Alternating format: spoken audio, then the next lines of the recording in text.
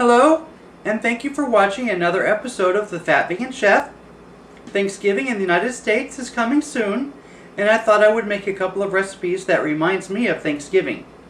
Today's recipe is the classic green bean casserole.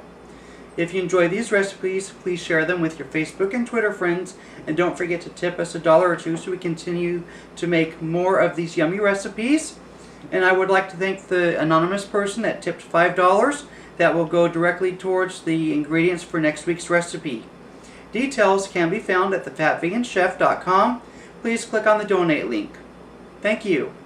Let's start making this recipe.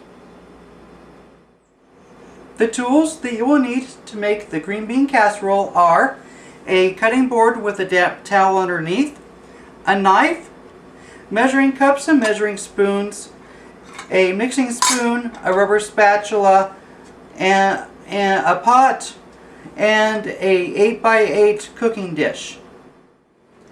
The ingredients that you'll need to make this dish are 8 tablespoons of earth balance or 1 stick of earth balance, 2 cups of button mushrooms, 2 cups of cremini mushrooms, 1/2, and both of these have been sliced, 1/2 of a red onion that's been diced medium or fine. You'll need 1/2 of a leek that's been washed well and sliced, 1/2 teaspoon of black pepper, 1/2 teaspoon of sea salt, 1/2 teaspoon of grains of paradise, 3 cloves of garlic that's been minced, 1 shallot that's been minced, 6 tablespoons of flour. You'll need 1 tablespoon of soy sauce, 2 cups of vegan unflavored coconut milk. Make sure it's unflavored and unsweetened. You'll need 1 cup of vegetable stock, and the recipe for this you can find at The Fat Vegan Chef. You'll need 18 ounces of either frozen or canned sliced green beans, and 1 1/3 cup of French fried onions. Do you have all of your tools and ingredients gathered? Alright, let's go ahead and cook this, shall we? First thing we want to do is add our 8 tablespoons of earth balance in the pot and let that melt.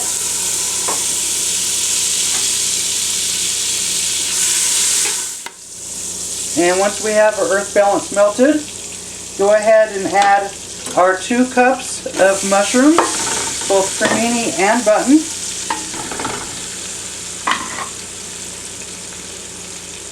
Also add your pepper, your grains of paradise, and your sea salt. That's 1/2 teaspoon each. We will also add our 1 tablespoon of garlic, 1/2 of a red onion diced medium to fine, and our 1/2 of a leek that's been sliced thin. We'll also add our shallots that's been minced. And now we'll give that a good stir.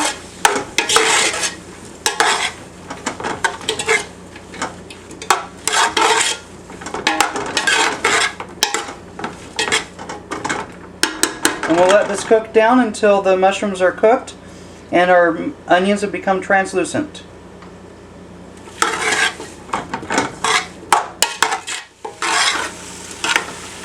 Alright, as you can see, the mushrooms and the onions are pretty much cooked down. So now what we will do is add our 1 tablespoon of soy sauce.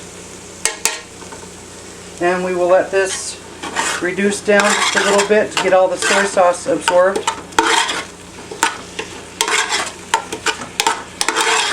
Just about a minute or so. Now that our soy sauce is reduced, we'll go ahead and add our 6 tablespoons of flour.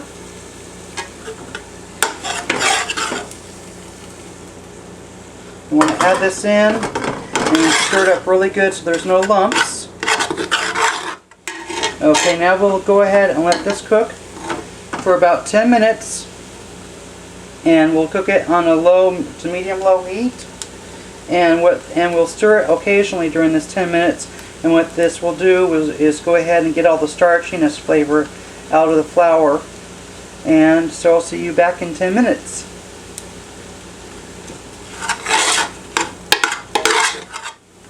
One thing that I forgot to mention is while your flour is getting the starch out of it, go ahead and turn your oven on to 350 degrees and let the oven preheat. It's been 10 minutes. Our roux is nice and cooked. So now let's go ahead and finish this up. What we want to do is turn our heat up to about medium high to high to bring the temperature of the pot up. We'll give this just a minute to get heated up here. Okay. What we want to do is first add our vegetable stock. And again, you can find the recipe for this vegetable stock at thefatveganchef.com. We'll get this stirred in.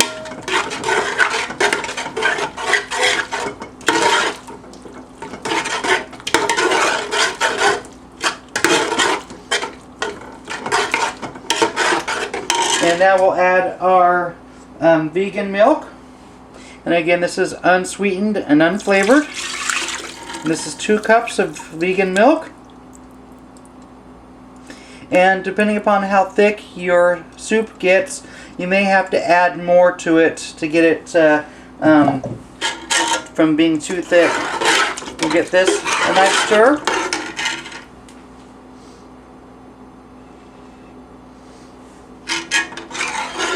And what we'll do is we'll stir this and we'll cook this down until it's become nice and thick, like soup consistency. And I'll see you when our soup is nice and thick.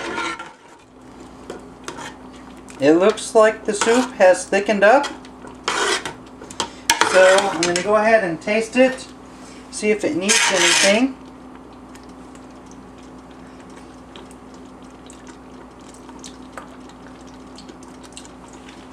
I think it needs just a little bit more salt, so I'm going to add a little bit more salt to it.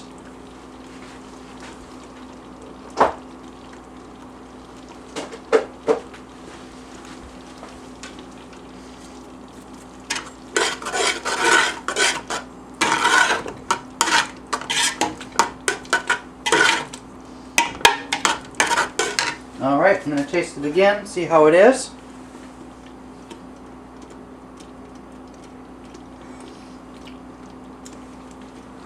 There we go. That did the trick. Now I'm going to go ahead and put in the green beans. And again, this is the equivalent to 18 ounces, either canned or frozen green beans that has been thawed or drained. Alright, I'm going to let this cook for just a minute or two more to allow the soup to thicken up just a little bit more from the residual moisture from the green beans. And then we'll go ahead and get this in the oven. Our green bean casserole mixture looks like it is ready to go. So I'll meet you back at the counter and we'll get this ready for the oven. Now what we're going to do is take this mixture and put it in an 8x8 baking dish. If you have a 9x9, it should work just fine as well. So we'll go ahead and put this in here. Get it spread in here evenly. Just like that.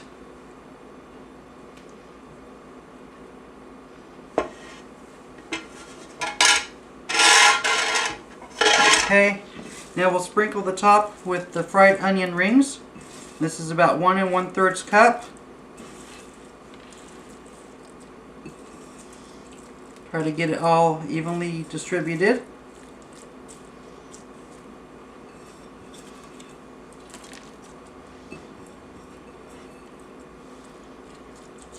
There we go. That looks good.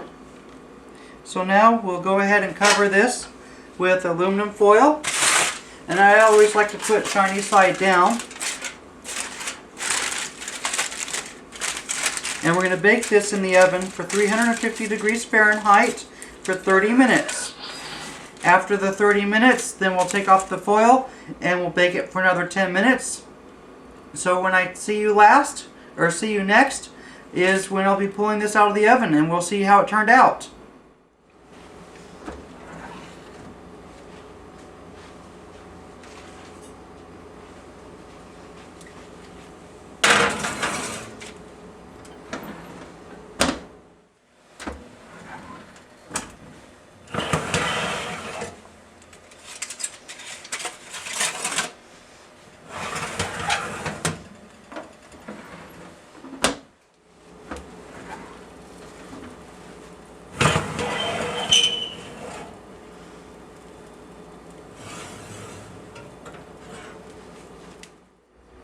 This is what it's going to look like when it comes from the oven.